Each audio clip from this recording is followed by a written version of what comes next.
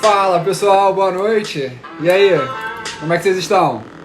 Todo mundo empolgado aí para a live de hoje? A live de hoje vai ser cheia de conteúdo, hein? Hoje a gente vai ter bastante coisa para conversar aí. O doutor Luiz Arechavala vai estar com a gente aí para a gente poder compartilhar um pouco, tá? Já vou pedir desde já, você que é estudante de direito, você que é recém-formado, ou você que é advogado e pretende trabalhar na parte de direito imobiliário, cara, clica aqui nesse aviãozinho e manda para todo mundo participar dessa live. Hoje eu e o Luiz a gente vai falar um pouquinho da nossa trajetória. Nós tivemos caminhos diferentes, né? Então a gente vai compartilhar isso com vocês hoje. Então, como é que foi? Por que eu escolhi o direito? Como é que era o período da faculdade? O que eu via de diferencial? Como é que foram minhas primeiras experiências trabalhando em escritórios? E, finalmente, por que eu escolhi dar esse passo, tomar a iniciativa de tocar o meu próprio negócio? O Luiz, de maneira um pouquinho diferente, ele já saiu da faculdade, já abrindo o escritório dele. Então, vai ser legal que a gente vai poder compartilhar aí dessas duas visões, tá? Vou aproveitar que ele já entrou aqui, já vou aceitar aqui o Luiz, para poder começar, porque o Instagram é contado, né?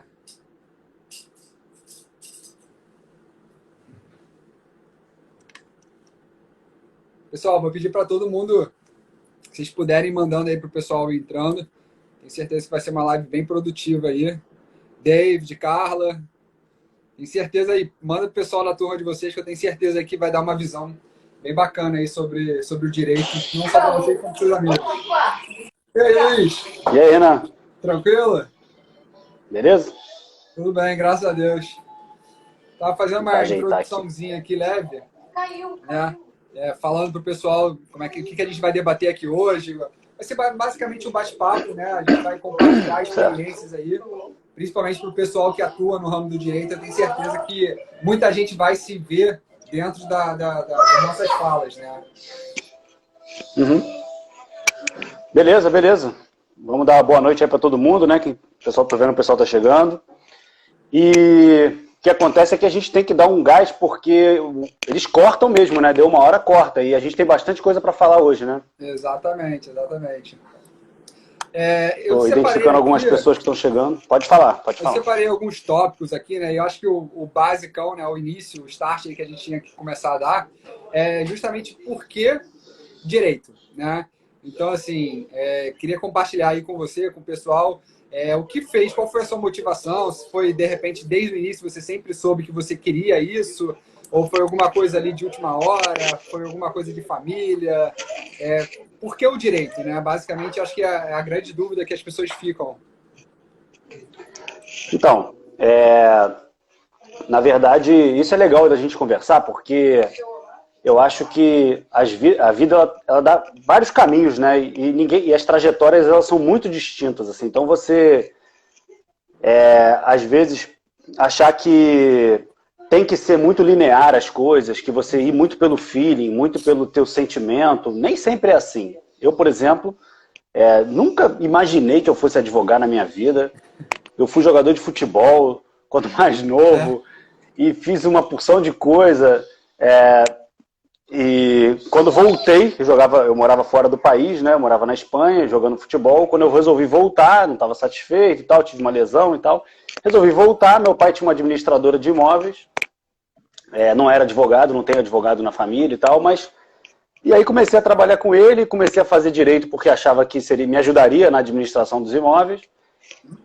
E aí, mesmo durante a faculdade, achei que não fosse advogar. Na verdade, eu comecei a estudar mesmo no último período, porque eu pensava, eu tinha receio, cara, assim, você vê, o meu medo, eu sempre fui muito movido pelos meus medos, assim, né, e o meu medo era eu não conseguir passar no exame da OAB.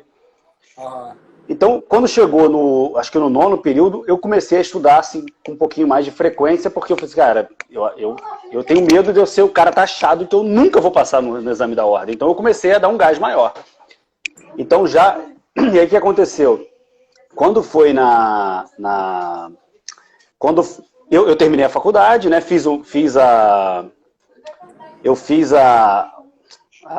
o TCC na questão da empenhorabilidade do bem de família do fiador, que era uma questão atinente à administração do imóvel, Claro, que, aliás, tem um voto, tem um RESP lá que autorizou, que é fantástico, recomendo a leitura. E aí eu comecei a fazer e aí eu pensei assim, olha, bom, eu vou fazer o exame da ordem mais para frente. E aí um dia meu pai falou assim, não faça isso. Meu pai já falecido, ele falou, não faz isso. Faz o primeiro exame para você não passar, pegar a experiência de prova. Eu nunca tinha feito prova, nunca tinha estagiado nem nada. E aí você não passa no primeiro e pro segundo você já passa, né? E aí eu comecei a fazer E aí eu me matriculei num cursinho, ia ter uma prova logo 30 dias depois, ia ter uma prova.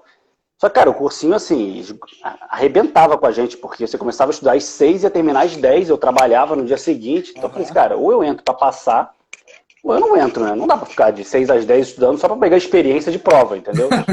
Então eu estudei pra passar, só, sabe? E foi o suficiente ali, passei, consegui passar e tal. Mas ainda assim não esperava advogar. Não esperava, a verdade é essa. E aí o que aconteceu? Surgiu um empreendimento imobiliário perto do meu escritório, onde teve uma cobrança indevida, e eu tive conhecimento dessa cobrança indevida porque um amigo meu morava lá, recebeu uma carta e me mandou essa carta. Luiz, olha só, o que é isso aqui? Aí dali eu li a carta e tal, estudei aquela questão especificamente de corretagem, que hoje em dia é uma das coisas que a gente faz muito no escritório. Enfim, e aí peguei a causa dele e falei assim, olha, então vamos fazer o seguinte, você me paga se você ganhar. Aí peguei a causa dele, e aí meu pai até teve essa sacada. Até te cortando, eu acho que assim, praticamente todo advogado começa assim, né? Ó, eu não vou te cobrar, Amigo. a grande maioria tem dificuldade de como cobrar, né? E, como é que eu vou fazer para cobrar o meu cliente? Então, acho que os primeiros processos é sempre assim, né? Ó, não precisa me pagar nada não, vamos fazer, vou pegar a experiência e se der certo você me paga os meus honorários. Você não vê valor no teu trabalho, você não tem essa capacidade ainda, né? Você não tem essa capacidade. E aí, cara, o que eu fiz? Eu falei assim, ó, então... Aí meu pai teve essa sacada, ele falou assim, olha, quantas pessoas tem nesse empreendimento? Eu falei, sei lá, um condomínio de 500 unidades. Ele falou, cara, se cobraram um errado, cobraram dos outros 499. Prepara uma carta e manda pra eles, assim, sabe? São 500 eu falei, tá bom. né? Cara, e você não acredita.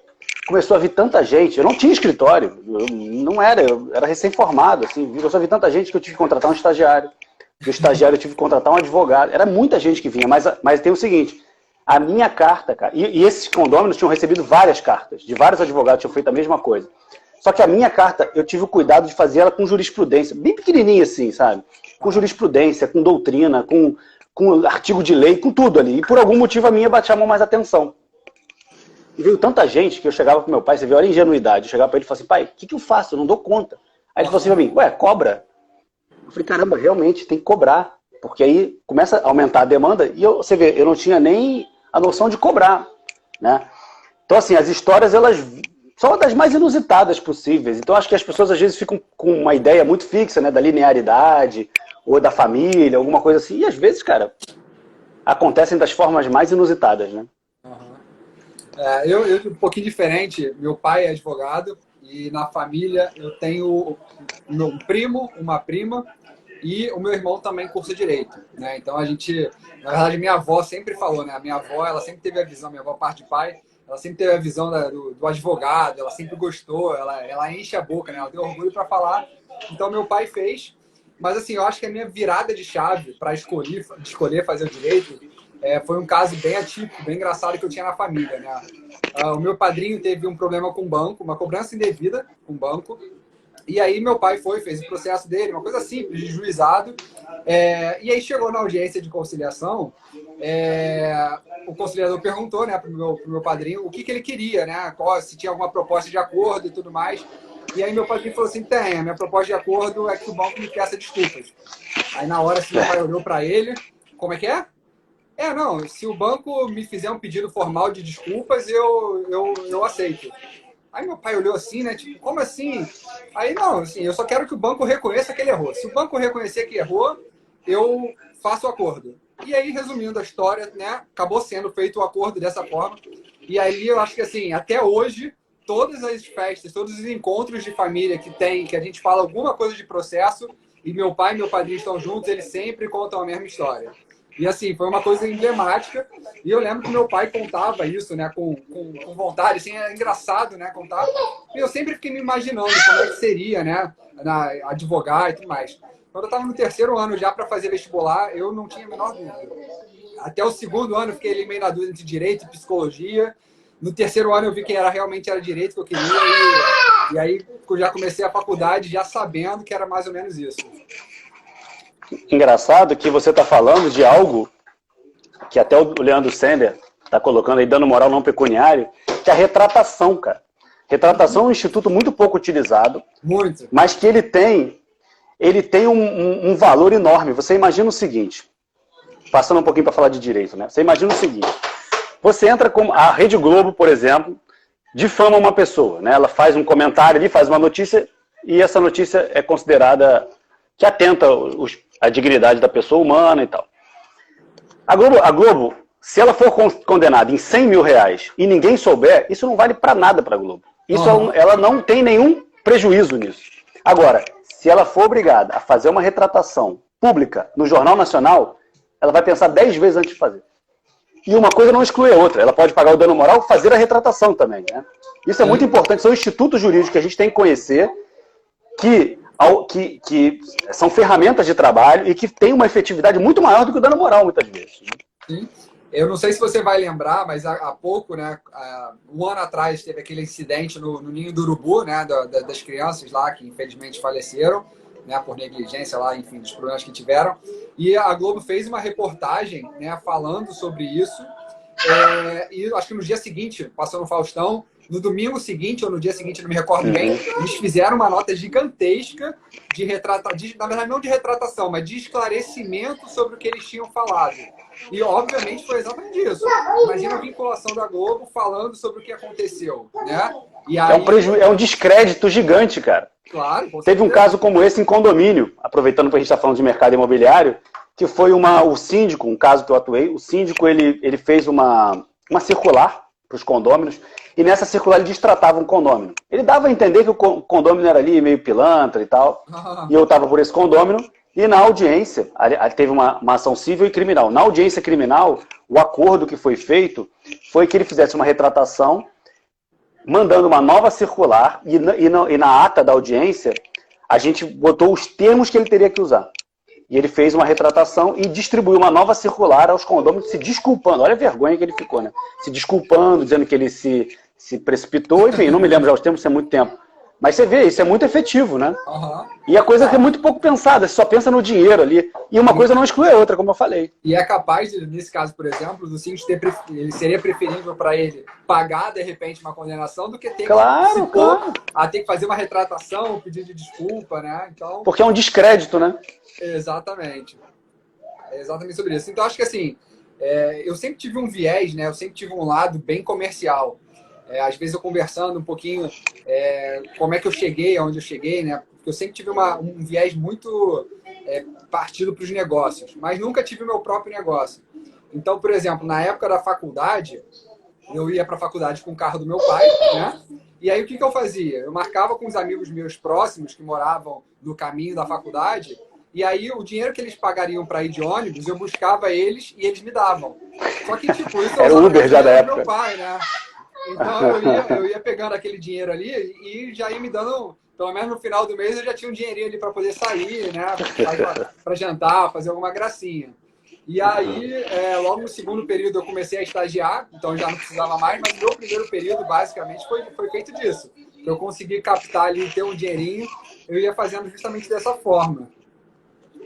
Você sabe, cara, que assim, uma coisa que a gente aprende na prática do empreendedorismo, que advogado ele não tem essa visão de negócio, né? Infelizmente. A gente não estuda isso, e geralmente o advogado não tem. Eu me lembro uma entrevista do Nizam Guanais, aquele famoso publicitário, e ele falava assim, diziam que o Brasil tinha tinham brilhantes profissionais na área de comunicação, mas que eles acabavam não dando muito certo como empresários. E ele falava assim, dizem que a propaganda é a alma do negócio, mas eu entendo que a alma da propaganda é o negócio, entendeu? Você tem que também ter uma visão de direito como negócio, né? Saber valorizar o seu tempo, né? É porque, assim, no início é muito difícil isso, realmente. Você não se valoriza, você não tem condições de se valorizar, né?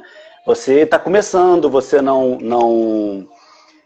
você não consegue ver valor, o teu tempo ainda está muito solto, né? Você não tem muitos clientes, a verdade é essa. No início, eu comecei do zero, não tinha cliente nenhum, então, assim... E fica também aquela ansiedade, assim, tem um amigo. né? De qualquer caso que aparece, você quer pegar Claro, para poder você quer pegar. dar o primeiro passo. E assim, eu acho que o que te define... por exemplo, como eu falei, eu sempre fui muito movido pelos meus medos, né? Assim, então, eu tinha muito medo de advogar, por isso eu nem passava pela minha cabeça a advocacia. Mas como aconteceu esse caso que eu falei, de começar a vir muito cliente, por conta dessa carta que eu mandei, eu tive que começar a me adaptar, né?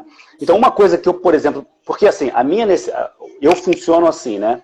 A minha necessidade, ela vem de dentro para fora.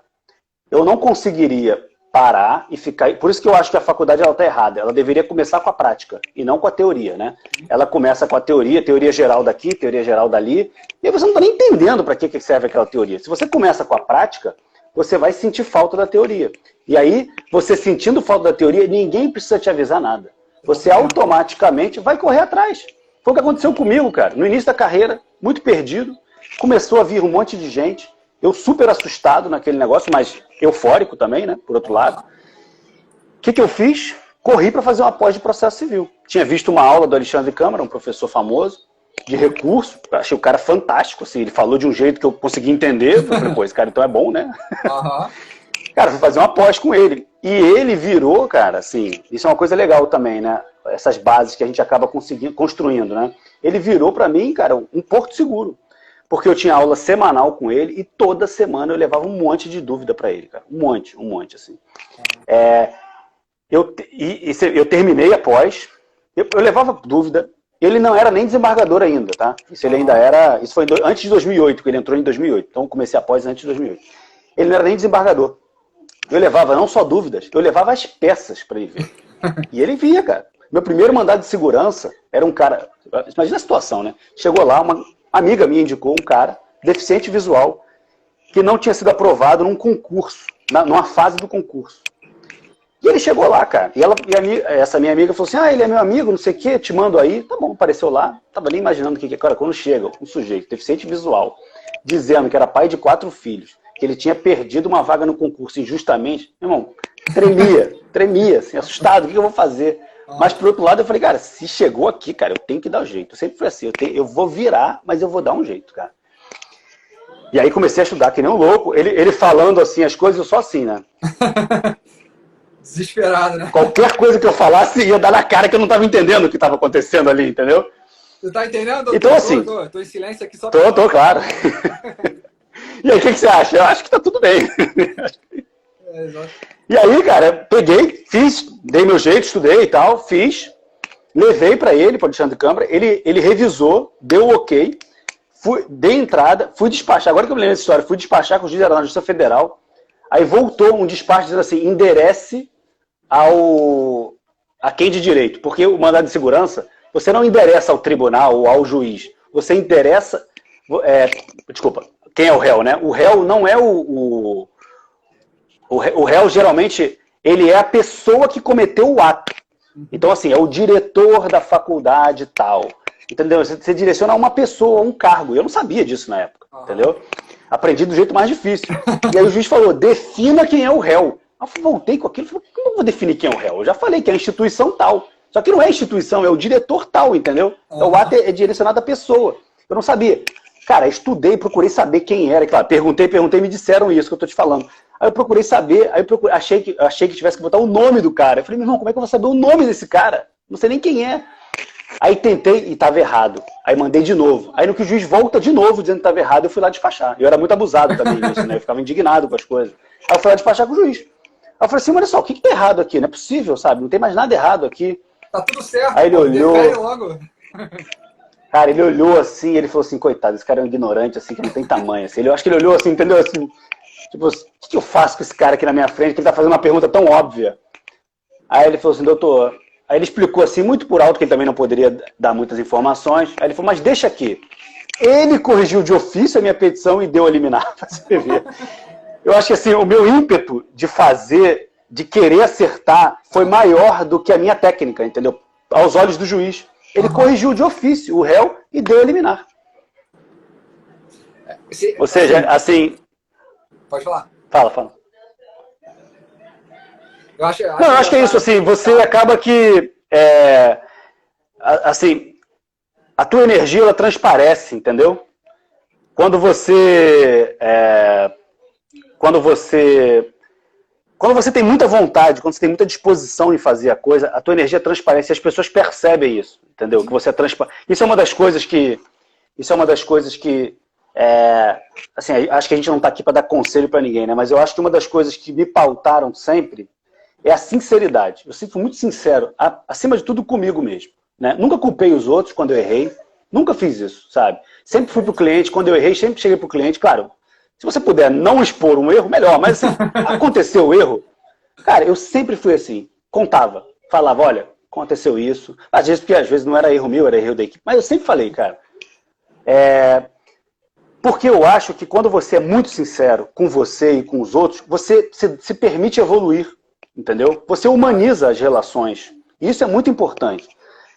E eu também sempre fui muito sincero comigo e com terceiros, porque em reconhecer as minhas virtudes e em reconhecer as minhas dificuldades.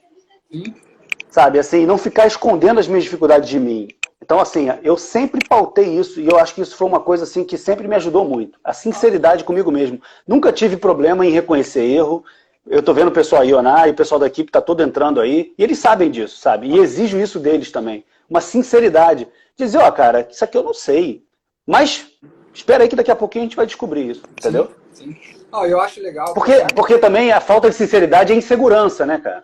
Porque todo mundo, todo mundo tem suas dificuldades. Isso Não, é fato, com certeza sim, cara. Eu tenho visto, né, a quantidade de advogados, né, que são lançados no mercado a cada semestre é imensa, né?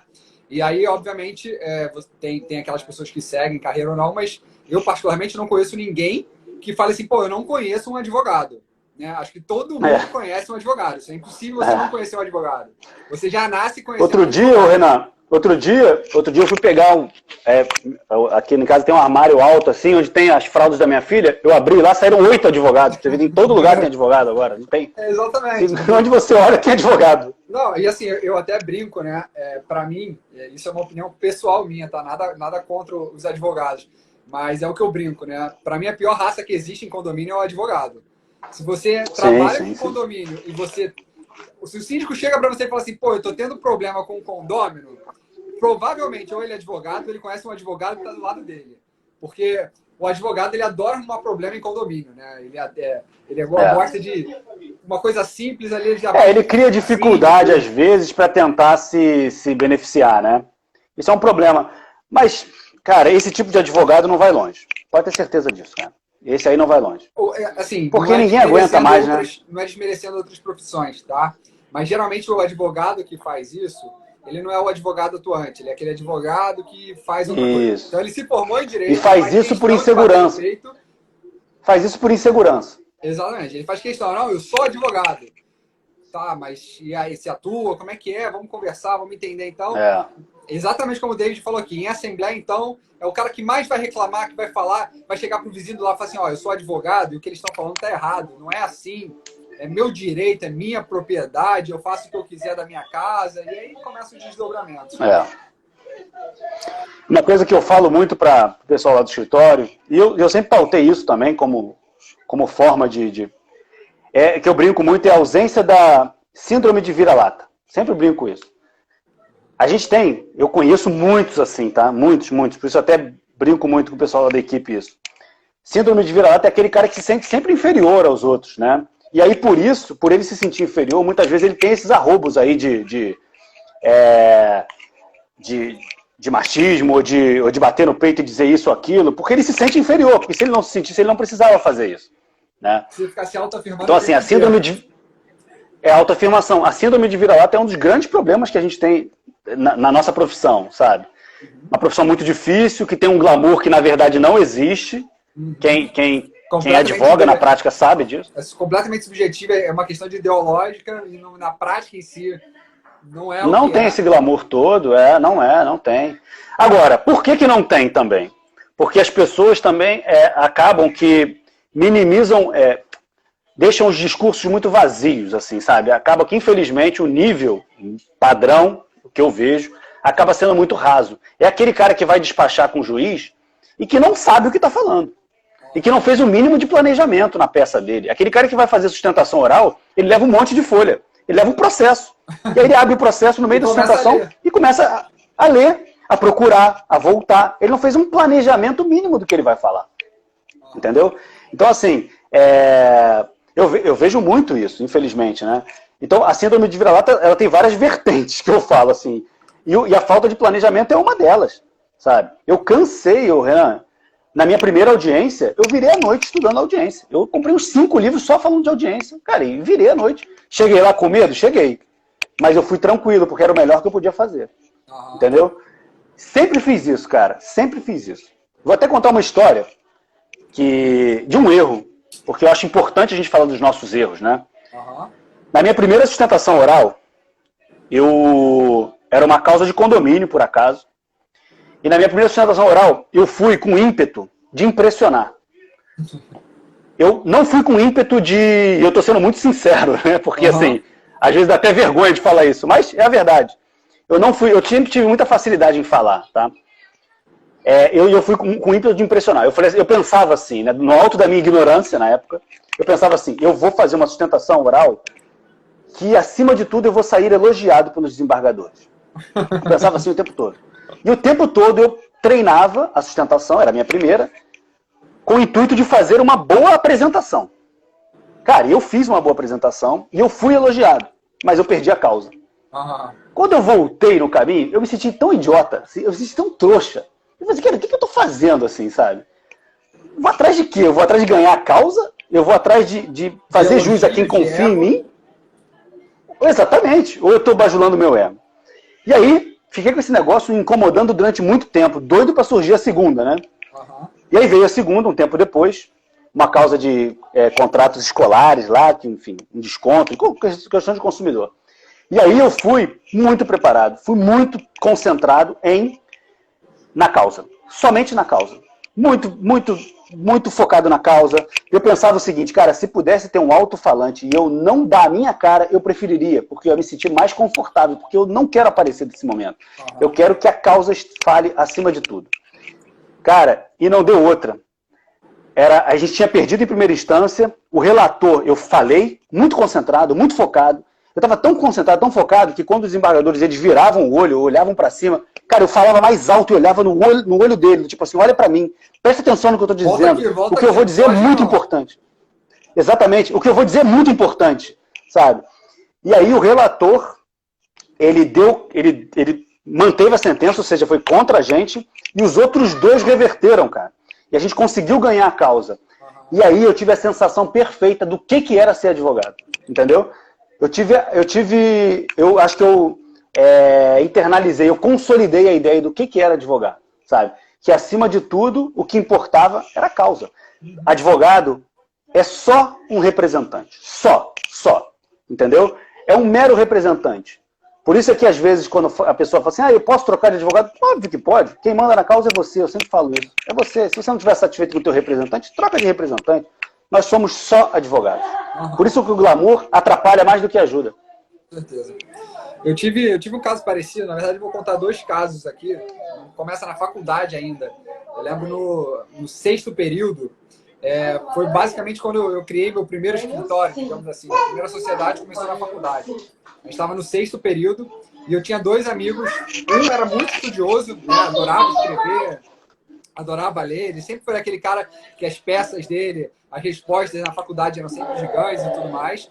E tinha um outro amigo que era o amigo da cachaça, né? Que era o cara que conhecia todo mundo, ele transitava em 3, 4 períodos ao mesmo tempo, ele falava com todos os professores, tomava cerveja com o professor e tudo mais. Eu sempre fui o cara do meio. Eu nunca fui muito estudioso, estudava, sempre estava ali nas notas medianas, ao mesmo tempo eu conhecia praticamente todo mundo. Mas eu sempre fui um pouco menos cara de pau, né? Digamos assim.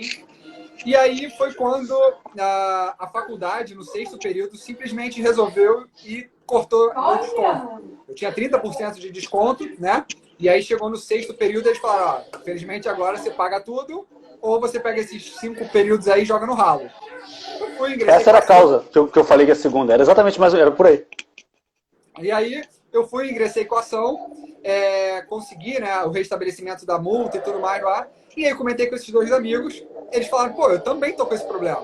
Eu falei, pô, então vamos juntos, vamos fazer essas ações e tal, não sei o quê. A gente ingressou, mesma coisa, restabelecemos os descontos e conseguimos ainda recuperar um valor, que era bem expressivo, assim. Os 3 processos, cada um deu mais de 10 mil reais, dando moral com restituição. E isso eu tô falando ali em 2010, 2011, então assim, era um valor expressivo, né? E aí a gente começou a conversar com outras pessoas e praticamente isso tinha acontecido com quase todo mundo da faculdade. E aí eu falei, cara, vamos fazer o seguinte, a gente já tem o modelo montado, vamos começar o boca a boca, vamos tocar isso junto. É juizado, a gente pega um parceiro, alguma coisa assim, a gente vai fazendo. A gente começou a fazer essas ações para o pessoal da faculdade. Então a gente montava o modelo, a pessoa ia lá no juizado, ingressava com a ação. Cara, isso ali, eu pensei duas coisas. Primeiro, foi a minha primeira experiência de saber como cobrar, né? Porque assim, eu já tinha resultados e eu ainda não era advogado, então não podia cobrar. Mas, ao mesmo tempo, eu queria ampliar, queria cada vez mais parceiros, digamos assim, né? Porque a gente sempre fazia junto com um colega. Mas o segundo ponto, que foi o que mais me tocou, era o fato de eu já estar dentro da faculdade de Direito. Ou seja, aquele potencial cliente, aquele parceiro que estava fazendo o processo, ele era o cara que estava estudando comigo, do meu lado. Ou seja, ele poderia ter tomado exatamente a mesma iniciativa que a minha. Só que, assim, eu estou falando de uma turma de 40 pessoas, onde a gente pegou, sei lá, 35 parceiros. Né? Não vou falar clientes, porque a gente não trabalhou como advogado, mas como parceiros. Ou seja, a gente preparou o processo, foi estudo e entregou na mão deles. E as pessoas preferiam pagar, né, fazer o repasse para o advogado, do que tocar o processo. Então, eu comecei a ver ali que, da grande maioria, praticamente todo mundo iria se formar, mas as pessoas, na prática, elas não iriam virar advogado. Ou, se fossem advogados, eles iam ficar completamente perdidos. Aí você me chama a atenção de 2 coisas. A primeira, que é muito importante, que eu acho que é fundamental na advocacia, que é construir bons relacionamentos. Tá? Sem dúvida. Na verdade, outro dia eu estava vendo uma live, eu acho, do Fred G. Júnior, grande processualista, e ele foi dizendo essa questão dos relacionamentos, né? E ele fez uma conclusão, ele é um cara muito inteligente, ele falou assim, na verdade, os seus relacionamentos começam quando você nasce. Porque os teus primeiros clientes são seus amigos. Né? Então, assim, antes de tudo, desde o teu histórico todo conta quando você capta os seus primeiros clientes, que são os mais difíceis. Então, assim, o poder do relacionamento, ele é fundamental. E aí, eu estendo essa ideia de relacionamento para a sua equipe também. Né? Quando você começa a ter uma equipe, chega um momento que você não consegue mais botar a mão em tudo. E é fundamental que você tenha um bom relacionamento com essa equipe, você tem que ter a confiança. que você conheça. Você tem que ter a confiança naquelas pessoas também. Né? Que você conheça eles, porque assim, quando eu comecei a montar a equipe, os primeiros advogados, claro, assim, não só não podia pagar bem, mas eu não tinha noção de um processo seletivo, o que era, né? Eu comecei do zero, assim, então eu não sabia o que era. E aí o que você faz? Você chama quem está mais perto, chama um amigo, enfim, aí nem sempre é o ideal, né? O cara é um bom amigo, mas às vezes não é um bom advogado. Então os primeiros advogados que eu tive no escritório não eram bons. E eu fazia o meu e o deles, o que me cansava muito mais. Uhum. Chegou um momento que começava a ter um volume de trabalho significativo, eles não davam conta, e eu tinha que dar conta do meu e do deles, e eu fui parar no hospital 2 vezes, cara, por conta de estafa. Eu chegava no hospital, foi assim, sei lá, uma quinta-feira, eu chegava no hospital de tarde, o cara me botava no soro, eu dormia e acordava bonzinho. Uhum. Passava a quinta-feira da semana seguinte a mesma coisa. E era o mesmo plantonista sempre, né? A terceira vez ele olhou e falou, cara, tem algum problema com você aqui, cara. Terceira vez que você vem. Aí ele falou assim, você não tá com nada, sabe qual é o teu problema? Você tá cansado. Assim, você tem um limite, estafa. E aí eu olhei aquilo e falei assim, cara, sabe quem tá me cansando? É a equipe que não dá conta, cara. Sabe? Eles não estão dando conta. E aí troquei um advogado, e no que eu contratei um cara realmente bom, eu comecei a ver que os outros não eram bons. Uhum. A partir desse momento, eu comecei a ver a importância do processo seletivo, cara. Hoje em dia, no escritório, o processo seletivo é super afiado. Super. A gente não é um grande escritório, mas assim, eu faço questão. Eu não tenho síndrome de vira-lata. Se quiser ir para lá, pequeno, médio, grande, muito ou pouco, para o estagiário ou para o principal advogado, é o mesmo processo seletivo. currículo, prova escrita, prova oral, entrevista e prova oral comigo. Ou seja, o cara senta lá achando que vai falar da vida dele, eu começo a perguntar como é que faz os recursos, como é que é não sei o quê, quais os princípios disso, quais são os conceitos do título executivo extrajudicial. Eu começo a perguntar assim, cara. Se o cara geralmente não está pronto, mas o que me importa, o Renan, não é a resposta dele, é a atitude dele. Como ele em cima do que eu falo. Frente a essa indagação, né? Frente a essa pressão, entendeu? As pessoas ficam muito preocupadas. As pessoas ficam muito preocupadas com essa situação. Justamente assim, ele me perguntou, eu preciso saber exatamente a resposta. Onde é que tá, qual é o artigo que fala disso? Na verdade, não. Se você souber pegar essa situação de dificuldade, lidar com ela, o advogado ele não anda com o vademec embaixo do braço. Claro. Longe disso. Né? Só que as pessoas, elas realmente acreditam nisso. Acredito que você já tenha recebido esse tipo de pergunta, né? Geralmente em assembleia, a gente está ali falando de alguma determinada coisa, e aí você mastiga, né? Você traz toda aquela informação para a pessoa, e aí a pessoa não quer saber. Ela quer saber qual é o artigo e qual é a lei que fala o que você está falando. Aí você fala qual é o artigo, qual é a lei, a pessoa vai ler e fala, não entendi nada. Fala, exatamente, eu te mastiguei o que está escrito aí. Agora, se você quiser ir pela letra fria da lei, não tem problema. E é muito isso, né? A dificuldade maior que a gente tem, eu acho que é justamente pegar esses enfrentamentos, essas dificuldades rotineiras da profissão e conseguir dobrar elas. Porque qualquer processo que você pegue a primeira vez, você vai ter que estudar, você vai ter que ver quais vão ser os desdobramentos dele, principalmente. Eu vejo muito colega de profissão onde as pessoas se preocupam em pegar o modelo, né? Quem atua no meio imobiliário já viu as pessoas vendendo peças. Cara, assim, a peça ela vai te ajudar, mas se você não entender o que está por trás daquilo, você está perdido, né? Você vai pegar uma peça, copiar e colar e você não vai entender o que você está fazendo. A gente fala lá no escritório o seguinte, se você pega uma ação de despejo normal, né, sem nada demais, e ela tem mais de 5 folhas, tem problema ou com despejo ou com advogado. Porque assim, não tem muito o que inventar ali, né? Uhum. Mas eu estava falando da Carol, ela está até aí, que ela mostrou. Eu lembro do processo seletivo dela, acho que ela está uns 5 ou 6 anos lá no escritório, e eu lembro do processo seletivo dela, na época ela chegou assim, para fazer o processo seletivo, nem era a advogada que a gente estava mais de olho durante o processo, estava ainda muito insegura. Hoje em dia a Carol dá um show, né? Já é mestra em direito e tudo isso, mas na época muito insegura ainda, mas eu me lembro que no momento decisivo, ela teve atitude, sabe? E a atitude é tudo, cara, na vida, assim, ela teve atitude. Ela falou assim, olha, o que eu não souber eu corro atrás. Eu me lembro muito bem disso. Ela me encarou de frente, assim, falou, o que eu não souber eu corro atrás. Você pode confiar em mim. E eu optei por ela. E eu me lembro de um outro advogado também, o Vinícius, que ele foi chefe lá também durante muito tempo. E aí ele, sei lá, ele demonstrava uma personalidade, às vezes dúbia, né? Assim, eu pensava assim, e a gente pediu algumas referências dele, e personalidade um pouco dúbia, um cara muito inteligente, mas por outro lado parecia problemático. E eu fiz umas 4 entrevistas com ele, porque eu estava muito na dúvida, e eu sabia que eu não podia errar pela função que era. Uhum. E aí chegou na 4ª entrevista, eu perguntei assim, o que você está achando das entrevistas? Aí ele falou assim para mim, você quer que eu te diga o que eu acho de verdade, ou o que eu devo responder formalmente numa entrevista? Eu falei, eu quero a verdade.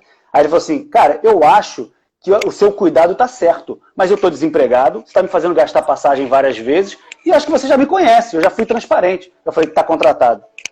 Vou arriscar com você. Porque assim, eu quero gente de atitude, cara. Uhum. Não adianta ficar todo mundo atrás de mim, sabe? Porque senão também a coisa não flui. Você não consegue, teu braço não alcança em todos os lugares, entendeu? Essa ideia, o Egito até brinca isso, Branca de Neve e os 7 Anões, isso é furada, você não vai a lugar nenhum assim, sabe? Uhum. É isso. Então, assim, esse construir relacionamentos que a gente estava falando é fundamental, desde cliente até a equipe, entendeu? Outro ponto, Renan, que eu queria colocar aqui, que eu acho que é fundamental e as pessoas não dão muito valor, é você utilizar todas as suas características pessoais a seu favor. Porque todos somos diferentes, e as suas características pessoais fazem o seu diferencial. Quando a gente tenta se enquadrar demais, a gente primeiro, não é a gente, e fica ruim, porque não fica sincero, como a gente falou no início. Sim. Então, por exemplo, eu vou falar de mim, né? Como eu falei, eu fui jogador de futebol, eu fui ator de improviso, teatro de improviso, eu fui palhaço de hospital, eu fiz uma série de atividades que me tornavam uma pessoa diferente das outras. Assim como você é diferente dos outros, assim como a Michelle que está aqui comentando é diferente das outras, assim como o Rafael, síndico profissional, que está aqui comentando, somos diferentes. Você tem que usar as suas diferenças a seu favor, cara. E não anular as suas diferenças para tentar ser igual aos outros e achar que você vai trilhar o mesmo caminho que os outros, porque isso nunca vai acontecer. É aquele máximo, então, né, do peixe que não sabe subir em árvore, né? Claro. O peixe não sabe subir em árvore, tá, mas o problema... Não adianta, cara. Entendeu? Então, assim, por exemplo, o que aconteceu uma época? Eu já tinha uma boa, sei lá, já era 10 anos advogado, já tinha uma boa base, já estava bem com a minha equipe, e eu tinha um negócio assim, tipo, eu não tenho visibilidade. Sei lá, tô falando de 2015, 2016, eu pensava assim, pô, eu não tenho visibilidade. Ninguém me chama, ficava nessa, eu falei assim, mas peraí, precisa alguém me chamar para alguma coisa? Eu via os eventos, as palestras, eu falei assim, cara, isso que eles estão fazendo não me parece tão difícil, sabe? E aí foi quando eu dei o salto. Eu falei assim, foi aí que eu dei um outro salto na minha carreira. Eu falei assim, cara, quer saber? Não precisa ninguém me chamar, não. Eu alugo um espaço, eu chamo as pessoas, eu desenvolvo um bom tema com a minha equipe e a gente vai falar sobre esse tema. Isso vai dar certo, sabe? Eu confio em mim e eu confio na minha equipe. E assim foi feito. E assim a gente montou o primeiro Diálogos Jurídicos. Eu, Caroline, que está aí, e os outros advogados da equipe, eu acho que de lá, não sei se tem mais alguém aqui hoje em dia, mas acho que não, foram trocando. Mas assim, a gente montou e deu certo o primeiro, o segundo, o terceiro e tal, e a gente estava botando em Niterói, na 9ª edição, mais de 200 inscritos, sabe? Por quê? Porque eu não esperei ninguém, cara. Eu não esperei ninguém fazer nada por mim. Eu peguei as minhas características, aí é que tá. Eu também não copiei ninguém. Eu me inspirei, mas eu não copiei ninguém. Porque eu acho também isso é furada. E não acho que é furada porque, copiar é errado. Não é isso, todo mundo copia todo mundo. Mas eu acho que se você copia, não é você. Entendeu? Então, isso é muito importante. Por isso que quando você me chamou, né, você me chamou, eu pensei nisso, porque você está fazendo um movimento diferente. Você não me conhecia quando me chamou. Eu vi que você chamou o André, chamou algumas pessoas.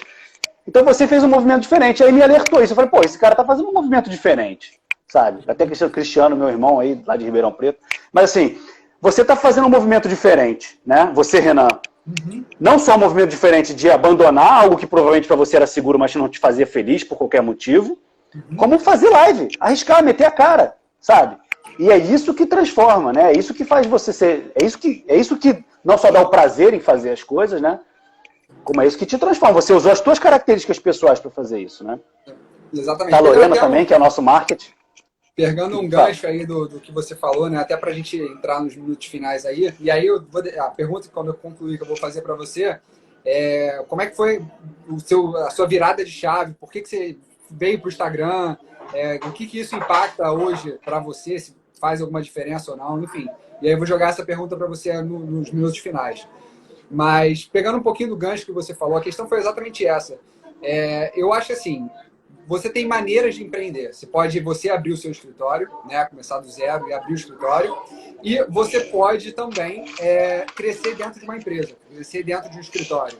Os dois caminhos são perfeitamente plausíveis.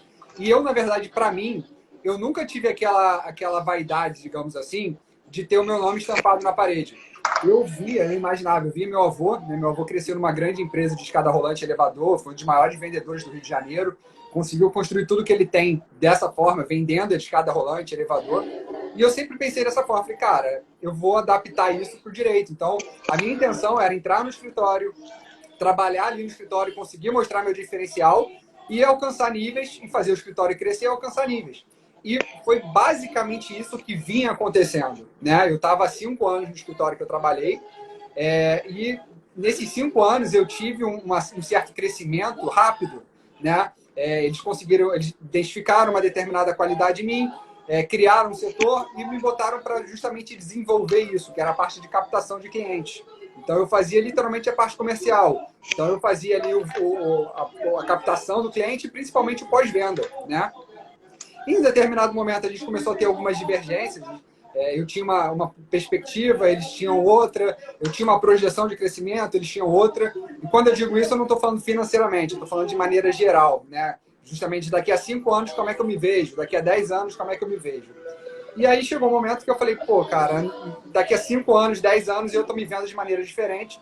Então eu acho que é o momento de eu tentar dar o meu passo, né? Dar o meu primeiro passo para o meu próprio negócio. E aí é engraçado que, por exemplo, pegando um caso, né? O Easy Taxi e o Uber, por exemplo, hoje praticamente todo mundo conhece, né? Isso não tem a dúvida. Agora, antes disso ser lançado, disso viralizar e ser do tamanho que é, já havia um projeto inicial que fracassou. Ou seja, esse mecanismo de táxi compartilhado, carro compartilhado, ele já havia sido implementado, já tinha sido posto em prática e fracassou. Por quê? Porque era uma ideia boa, mas não no momento. Então, eu sempre tive esse medo de, tipo assim, dar o primeiro passo, sair do escritório, sair da minha zona de segurança para de repente, dar errado. Só que a partir do momento que eu vi que 5 anos à frente, 10 anos à frente, eu não estaria satisfeito com aquilo que estavam me oferecendo, eu falei, cara, esse é o momento de eu arriscar. Eu conheço pessoas, eu tenho fidelização de clientes, e aí eu comecei a ter feedback de pessoas que eu conversava. Então, sei lá, eu tomava um café com você e abria minhas ideias. Falava para você, pô, Luiz, estou pensando em fazer isso e isso. Isso é muito importante. Assim, 99% das pessoas falavam assim, cara, se eu fosse você no seu lugar, eu já teria feito isso 1 ano atrás, 2 anos atrás. Eu falei, tá, mas assim, as ideias mudaram. Na verdade, eu tinha uma projeção e hoje eu tenho outra. Eu falei assim, cara, faz que vai dar certo. E aí foi justamente o momento que eu falei, cara, o mundo hoje é virtual, né? E vamos criar o Instagram, vamos fazer o Instagram, vamos ter contato com o cliente. Tem muito cliente, por exemplo, que eu visitava uma vez e depois era só contato por telefone. Então eu não tinha mais aquele contato visual com o cliente. Então o cliente ele tem essa necessidade, ele quer te ver, ele quer saber como é que é, nem que seja só para falar um oi, falar que tá tudo bem e tchau. E aí foi quando eu criei o Instagram. E aí, na verdade, o Instagram para mim foi um divisor de águas. Porque nos primeiros 15 dias, mais ou menos, do Instagram, eu já comecei a ter feedback, né? Tinham pessoas assim que eu nunca tinha nem visto na vida, que já me seguiam e mandavam mensagem. Pô, Renan, muito legal. Você falou de obras, ou você falou disso, daquilo, no início da pandemia. E, pô, tá me ajudando aqui no meu condomínio. Eu conversei com o síndico, pô, muito legal. E, na verdade, aonde eu esperava um apoio, né, que foi justamente do escritório, a situação foi inversa. Quando o escritório tomou ciência do Instagram que eu tinha criado, eles determinaram que eu excluísse o Instagram, porque eu não tinha feito uma solicitação, digamos assim. Só que eu, na verdade, esperava justamente o contrário. A minha intenção inicial do Instagram não era para me promover. Era para promover justamente o serviço que eu fazia, que era a parte de captação de clientes. Você até falou isso para mim quando você me conheceu, né? Exatamente. Então, assim, a minha intenção... Que era para um escritório e tudo. Exatamente. A minha intenção era, pô, trazer o cliente. Então, o cara que está me vendo aqui, de repente, ele tem um contrato comigo, ele começa a me ver falando de vários assuntos, ele vai ter, de repente, interesse de outros tipos de contratos, de outros tipos de serviços. Claro. E a intenção inicial era essa. Quando aconteceu essa situação, eu falei, cara, realmente a gente está com filosofias diferentes. Eu sou extremamente grato a tudo que eu aprendi lá no escritório. Sem dúvida nenhuma, o que eu sou hoje, o que eu consegui me desenvolver hoje, foi graças a ele, mas chegou nesse momento de conflito. E aí eu falei, cara, é o momento de eu dar esse passo, é o momento de eu tentar fazer as coisas com a minha ideologia. E eu compartilho muito do que você falou. Para mim, eu não estou preocupado se eu vou abrir sociedade, se eu vou abrir parceria, se eu vou trabalhar sozinho. A minha intenção hoje é conseguir justamente identificar problemas e pessoas que têm a mesma pegada que eu. Então, eu não estou preocupado se o cliente vai me pagar, sei lá, 5 mil por mês ou 500 reais.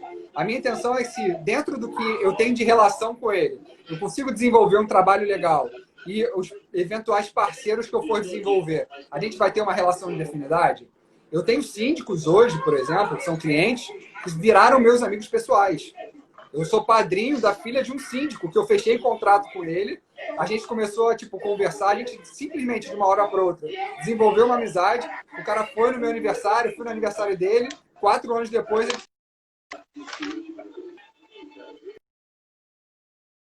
eu recebi uma ligação, foi mal. Voltou?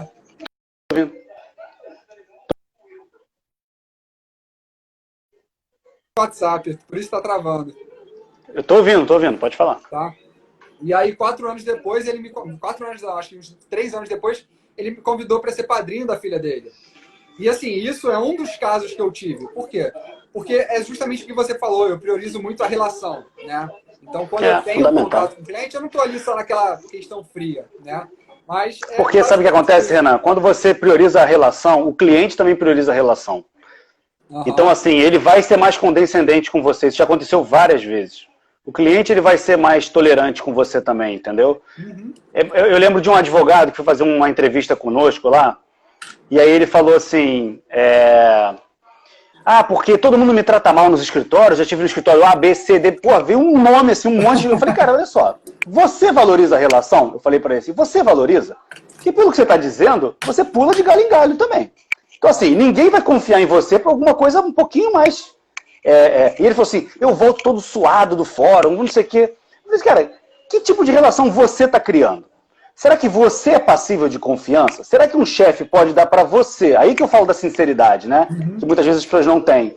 Será que você é passível disso? Porque assim, não me está me parecendo. Sabe, eu também eu tenho que parar um pouco, eu sou muito da lição de moral, não sou, somente das entrevistas de cara que eu nem conheço, assim. O pessoal até gosta, porque às vezes as pessoas não falam as coisas, né? Eu acho isso também, acho meio esquisito, o cara manda embora, né?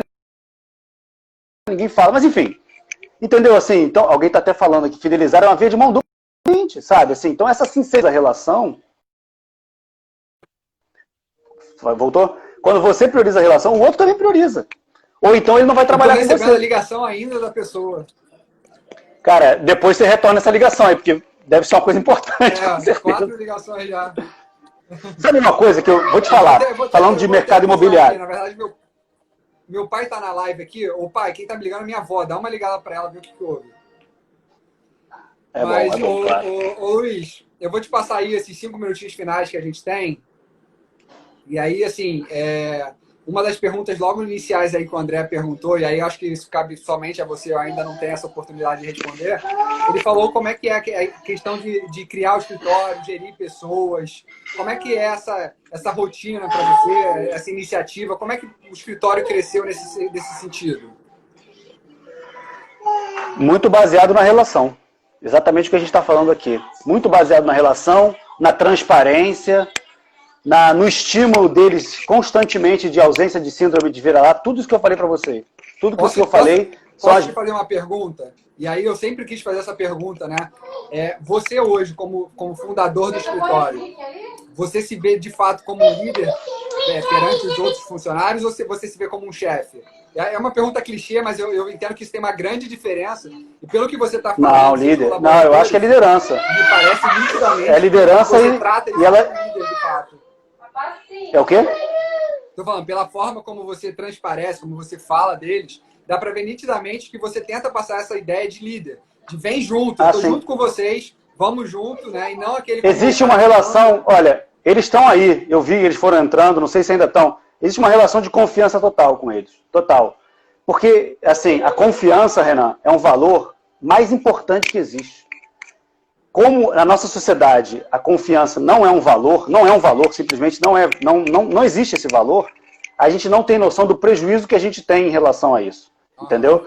Então, assim, claro, a confiança absoluta nem precisa, nem é bom que seja, mas é uma confiança, sabe, de parte a parte. E isso é um valor, assim, eu acho que é o valor maior que a gente tem lá na equipe. Legal. Então, por exemplo, quando eu chego para eles e digo assim, vocês vão palestrar, porque todos eles palestram, né, nos eventos. Quando eu falo para vocês vão palestrar, no início eles ficavam muito assustados e tal. Eu falei, não, mas vai que vai dar certo. Vai que eu vou estar do teu lado. Se você gaguejar, eu te defendo. Se eu gaguejar, você entra comigo. Agora, não vai do dia para a noite. A gente vai treinar muito. A gente vai chegar lá pronto, sabe? Pode confiar. E quando titubeia, porque todo mundo titubeia, eu e todos eles, aí vem o trabalho. A ausência de síndrome de vira-lata, a sinceridade. Por que será que está gaguejando? Por que será que não está conseguindo? Vamos evoluindo e vamos indo. E a gente vai conseguindo coisas que a gente nem imaginava que seriam possíveis, né? E da relação e tudo isso, como a gente falou. Enfim, e é dia a dia, cara. É dia a dia. Não adianta. Não tem mistério. É dia a dia, sabe? É todo dia. É prazer de estar lá, é prazer de ver o resultado. Enfim, acho que é isso, é o dia a dia. Literalmente vestir a camisa e jogar o jogo, né?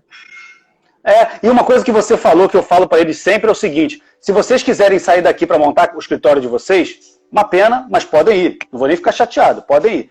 Mas eu prefiro que vocês montem o escritório de vocês aqui dentro. Que vocês sejam empreendedores aqui dentro. sabe? Empreendam aqui. Tanto é que eles têm uma participação por clientes que trazem, por cada caso que atuam, tudo eles têm participação, porque eu vejo eles, mas como eu, assim, sabe? Claro, claro. A questão é organizacional só. E aí, assim, eu então, até assim, pegando um gancho, eu vou te falar que eu tinha muito essa visão, né? Eu não, repito, eu não queria meu nome estampado na parede. Eu queria entrar naquele barco e fazer o barco crescer, entendeu? Eu queria fazer com que aquilo crescesse e, consequentemente, a partir do momento que a instituição cresce, cresce todo mundo junto, né? Só que nem todo mundo tem essa visão. E muitas vezes a pessoa pode até ter essa visão. E aí quem não tem não serve para ficar com você. Não adianta, não adianta. Isso é uma seleção natural. Pode ficar tranquilo com isso. Eu sempre fiquei tranquilo. Eu nunca tive medo de perder nenhum advogado, por melhor que fosse. Por melhor que fosse. Eu lembro que um dos advogados melhores que eu tinha na época, o Leandro, que hoje é um grande amigo meu, todos ficaram amigos meus, um grande amigo meu, de repente ele falou, vou sair. Porque tinha passado num concurso. Ele já entrou dizendo, estou fazendo prova para concurso público, entrou, ficou lá um tempão, ficou 2 anos. Eu sempre falei para eles, olha, eu prefiro que você fique 6 meses aqui e dê o gás, do que ficar 3 anos aqui de murrinha, entendeu? Para mim não quero isso. Sim. Então ele entrou e de repente ele falou assim, vou sair. E ele tinha o controle de muita coisa lá dentro. Cara, não me assustei. Falei assim, cara, se for bom para você, que seja. Vai vir outra pessoa, começamos a preparar outro... E, assim, eu nunca tive medo disso. Outro dia eu ouvi uma frase que, pra mim, fecha muita coisa que eu penso. O cara falou o seguinte, a vida não erra. Não tem jeito, cara. A gente se engana, mas a vida não erra, cara. Então, assim, você vai... se você construir, aquilo ali não tem muito mistério, não. É o dia a dia, Renan. Isso é construído dia a dia. Não tem mistério. Frase que eu gosto muito, até procurar aqui pra ver de quem é essa frase, mas enfim. É que fala, né, que sozinho você chega mais rápido. Mas junto você chega mais longe. Então eu sempre pensei nisso. Eu nunca tive pressa, né? Assim, eu não quero ser igual o Neymar, enriquecer com 30 anos, com 40 anos. Eu sei que uma hora... Eu quero, mas eu não consigo. Eu tenho ciência que isso não está no meu alcance por enquanto. Né? Isso é, então, melhor dizendo. Então, assim, eu tenho perfeita ciência disso. É o que eu quero. Eu sei que em algum momento isso vai acontecer, pela forma como eu conduzo, como eu trabalho e tudo mais.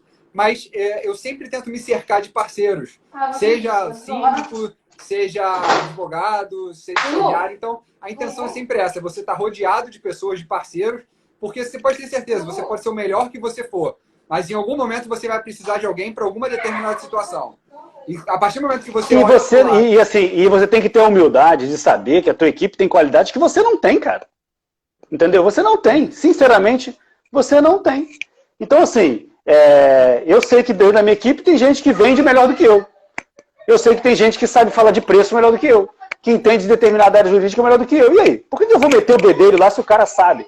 Eu acho que a liderança, assim, eu sempre pensei assim, ela é flutuante. Tem momentos que o cara é líder e eu estou abaixo dele, porque ele sabe melhor do que eu a situação, entendeu? Assim, por que eu, só para dizer que sou eu que estou fazendo, e eu acho que esse processo de sinceridade que a gente falou, de construir relacionamentos, ele começa no processo seletivo. Quando você é justo no processo seletivo, quando você é transparente no processo seletivo, você dá oportunidade a todos iguais, eles já entram num ambiente onde eles se sentem seguros. Porque eles falam, esse cara não vai surtar do dia para a noite e vai mandar embora. Então vale a pena investir nesse lugar, entendeu? Não, com certeza. Luiz, o Instagram já deu um aviso aqui de 1 minuto para encerrar. Enfim, dá para a gente ficar aqui mais umas 2, 3 horas, né, conversando. Eu espero que quando acabar essa loucura aqui desse isolamento social, a gente possa finalmente tomar um café aí para a gente poder conversar. Queria te agradecer muito por ter aceitado esse convite, né? Acho que é gratificante para mim você aceitar esse convite. Acho que o pessoal que participou da live, eu vi que tem alguns estagiários, tem alguns parceiros, todo mundo com certeza adquiriu bastante conhecimento com o que a gente compartilhou aqui, tá? E assim, frente a tudo que você falou, cara, eu já vim acompanhando o seu trabalho, já te parabenizo assim, pela forma como você expõe, como você faz as suas palestras e pela forma como você expôs aqui que você pensa. Tenho certeza que a sua equipe deve estar mega feliz em trabalhar com você. E aí é questão só de... Eles estão aí, eu tô vendo eles aí. Dá pra ver, porque assim, não é só vindo de uma única mão, né? Dá pra ver como você fala, mas dá pra ver que ele ratifica aquilo que você vem falando. Então eu queria te parabenizar pelo seu trabalho que você vem desenvolvendo e te agradecer mais uma vez aí por ter aceitado esse desafio. Eu que te agradeço, Renan. E você tem certeza que eu sugeri esse tema porque você me inspirou nesse tema, entendeu? Quando eu vi a forma como você me abordou, quando eu vi Enfim, várias coisinhas assim, vários detalhes seus me inspiraram a sugerir esse tema. E pode ter certeza que você me inspirou a isso e você vai inspirar muita gente também, pode ter certeza disso. Cai dentro, confie em você, sabe? Se conheça bem para você entender as suas peculiaridades e invista nisso, cara. Não existe investimento melhor do que esse. Pode ter certeza disso. Luiz, muito obrigado. Queria agradecer a você e todo o pessoal aí que participou da live, tá? E o que vocês precisarem, gente, só contar. E não esqueçam de seguir o Luiz, quem ainda não segue. Tenho certeza que vai trazer muito conteúdo aí para vocês, tá bom? Valeu, Luiz. Obrigado, cara. Um abraço. Valeu, cara. Obrigado.